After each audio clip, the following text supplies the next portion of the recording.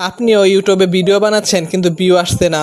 একটা ভিডিও বানাতে ঘন্টার পর ঘন্টা সময় দিচ্ছেন, থাম্বনেল বানাচ্ছেন, এডিটিং করছেন, তারপরে ভিডিও আপলোড করার পর দেখতেছেন 100 ভিউ হচ্ছে না।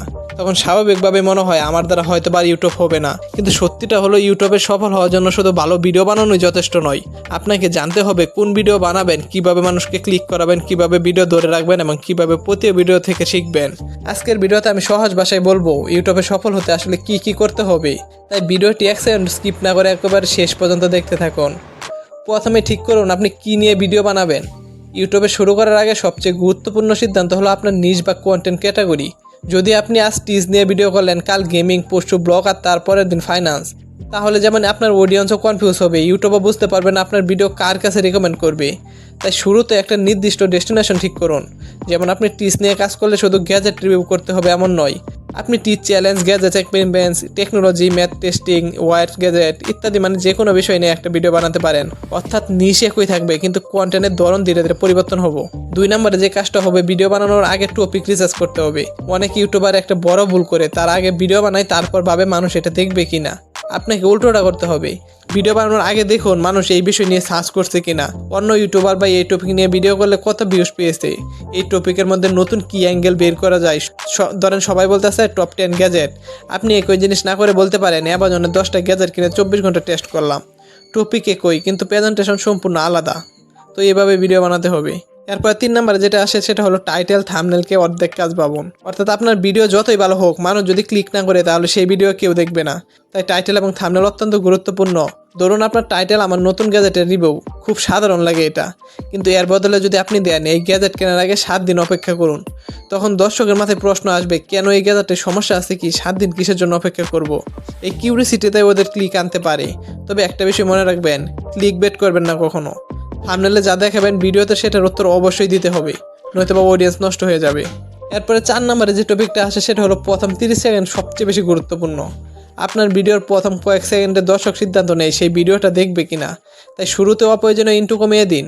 Hello guys, welcome back to my channel, এগুলো না দিয়ে সরাসরি মূল বিষয় শুরু করুন। যেমন আজকে আমার হাতে আছে 200 টাকা, এই টাকা দিয়ে আমাকে 5টা টিপ জিনিস কিনতে হবে যেগুলো সত্যি আমার কাজে লাগবে। কিন্তু সমস্যা হলো 200 টাকার 1 টাকাও বেশি খরচ করা যাবে না। এরকম চ্যালেঞ্জিং দেন, মানুষের ভিতরে কিউরিওসিটি তৈরি করতে হবে, বুঝছেন। এরপর 5 নম্বরে যে টপিকটা আসে সেটা হলো ভিডিওতে স্টোরি তৈরি করুন। শুধু তথ্য দিলে মানুষ একসময় বিরক্ত হতে পারে। তাই আপনার ভিডিওটা একটা স্টোরি ও জার্নি তৈরি করুন। যেমন প্রবলেম, চ্যালেঞ্জ, সারপ্রাইজ, রেজাল্ট ইত্যাদি এসব একটা সংমিশ্রণ তৈরি করুন। ধরুন আপনি 200 টাকা নিয়ে বাজারে গেলেন, প্রথম দোকানে কিছু পেলেন না, দ্বিতীয় দোকানে কিছু একটা অদ্ভুত গ্যাজেট পেলেন, দাম বেশি হয় দরদাম করলেন আর সেটা শেষে কিনলেন, তারপর বাসায় এসে টেস্ট করলেন। এখন দর্শক শুধু গ্যাজেট দেখতেছে না, সে আপনার সঙ্গে পুরো জার্নিটা দেখতেছে। তো এটাই আমাদের করতে হবে ভিডিওতে। এরপর 6 নম্বরে যে জিনিসটা আসে সেটা হলো নিজের পার্সোনালিটি দেখান। আপনি যদি অন্য ইউটিউবারের মতো কথা বলেন তাহলে দর্শক তাকে দেখতেই থাকবে, কিন্তু আপনি যদি নিজের একটা স্টাইল তৈরি করেন তবে মানুষ আপনার জন্য ভিডিও দেখতে শুরু করবে। আপনার কথা বলার ধরন, মজার reaction, editing style, running joke এসব ধীরে ধীরে আপনার ব্র্যান্ড তৈরি করুন। তাই ক্যামেরার সামনে পারফেক্ট হওয়ার চেষ্টা না করে নিজের মতো থাকুন। এরপর 7 নম্বরে যে টপিকটা আছে সেটা হলো নিয়মিত আপলোড করুন, কিন্তু কোয়ালিটি নষ্ট করবেন না। অনেকে ভাবে প্রতিদিন ভিডিও আপলোড করলে ইউটিউব চ্যানেল গ্রো করবে, কিন্তু আসলে ব্যাপারটা এমন না। সপ্তাহে 2-1টা ভালো ভিডিও, অনেক সময় প্রতিদিন 5টা দুর্বল ভিডিও আছে ভালো। আপনার লক্ষ্য হওয়া উচিত প্রতিটি ভিডিও আমার আগের চেয়ে বেশি ভালো হবে, আজকের থাম্বনেল গতকালের চেয়ে ভালো হবে, আজকের হোক গতকালকে থেকে ভালো হবে। তাই এভাবে ইমপ্রুভ করতে হবে, নয়তো চ্যানেল কখনোই ভাইরাল হবে না।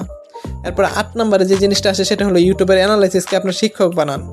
ভিডিও আপলোড করার পর শুধু ভিউ কাউন্ট করবেন না, ইউটিউবের স্টুডিওতে গিয়ে দেখুন সিটিআর কত, মানুষ কতক্ষণ দেখতেছে, কোন জায়গায় গিয়ে দর্শক ভিডিও বন্ধ করে দিতেছে, কোন ট্রাফিক সোর্স থেকে ভিউ আসতেছে, এসব প্রতিদিন পর্যবেক্ষণ করতে হবে। এর মধ্যে 2-1টা ভিডিও যদি মানুষ বেশি দেখছে ওই ভিডিওগুলো একটু অ্যানালাইসিস করতে হবে।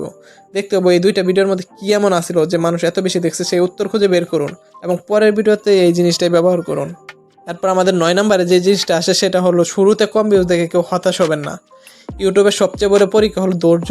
আপনি প্রথম ভিডিওতে স্ক্রিপ্ট লেখা শিখবেন, দ্বিতীয় ভিডিওতে এডিটিং, তৃতীয় ভিডিওতে থাম্বনেল, চতুর্থ ভিডিওতে বুঝবেন কীভাবে টপিক আপনার জন্য ভালো। আর এভাবে 50-60টা ভিডিও দিলে দেখবেন এক সময় আপনার চ্যানেল এমনিতে গ্রো করে গেছে। তো সবশেষে একটা কথা মনে রাখবেন, ইউটিউবে সাকসেস কোনো লটারি নয়। আপনি যদি সঠিক অডিয়েন্সের জন্য সঠিক টপিক বাছাই করেন, তবে ভালো টাইটেল থাম্বনেল তৈরি করেন, তাহলে দেখবেন আপনি ভাইরাল হতে পারছেন। আর সবচেয়ে গুরুত্বপূর্ণ, একটা ভিডিও ফেল করলে ক্রিয়েটর হিসেবে আপনি ফেল করেননি। তাই ভিউজ কম আসলেও ভিডিও ডিলিট করে হতাশ হয়ে বসে থাকবেন না, নিজেকে প্রশ্ন করুন পরের ভিডিওতে আমি কি আরও ভালো করতে পারি। কারণ ইউটিউবে শেষ পর্যন্ত তারা এগিয়ে যায় যারা সবচেয়ে বেশি ট্যালেন্ট নিয়ে কাজ শুরু করে, যারা সবচেয়ে বেশি শেখে, সবচেয়ে বেশি এক্সপেরিমেন্ট করে, সবচেয়ে বেশি সময় ধরে টিকে থাকে। তাই আজ থেকে এই সিদ্ধান্ততে অটুট থাকুন। ভিডিও বানাবেন, ভুল করবেন, শিখবেন এবং আরও ভালো ভিডিও বানাবেন। কারণ আপনার প্রথম ভিডিও হয়তো আপনাকে সাকসেস দেবে না, কিন্তু আপনার প্রথম 100টা ভিডিওকে আপনাকে সেই সাকসেসের জন্য তৈরি করতে পারে। Keep creating, keep learning, keep improving. আবার দেখা হবে পরবর্তী কোনো ভিডিওতে। ততক্ষণ ভালো থাকুন, সুস্থ থাকুন। ধন্যবাদ।